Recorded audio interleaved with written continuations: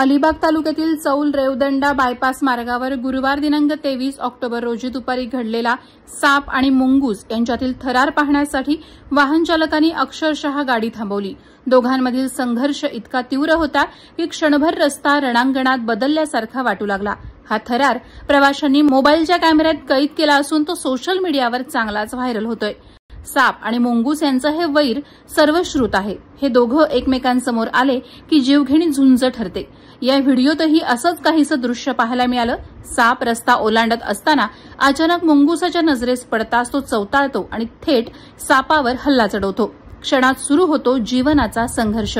साप बचावासाठी शरीर उंचावून फुटकारतो तर मुंगूस चपळाईनं वार चुकवत पुन्हा आक्रमण करतो। काही क्षण धरपकड सुरू राहते।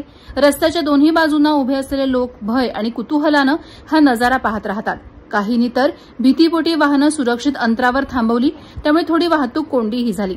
सुमारे 2 मिनिटे चाललेल्या या झुंजीत मुंगूस सापाला तावडीत पकडतो, पण तो कसा तरी सुटतो आणि बिळाकडे पळ काढतो। मुंगूस इतक्यावर थांबत नाही, तो सापाचा पाठलाग करत राहतो। शेवटी सापानं जीवाचा आकांत करत पळ काढल्याचं दृश्य थक्क करणार आहे। व्हिडिओच्या शेवटी साप दूर सरपटताना दिसतो।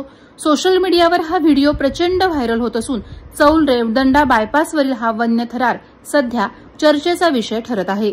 वादळवारा लाईव्हसाठी महेंद्र खैरे, रेवदंडा। नवी मुंबई व रायगड जिल्ह्यातील ताज्या बातम्या आणि घडामोडींसाठी सबस्क्राईब करा वादळवारा लाईव्ह चॅनल आणि दाबा बेल आयकॉन।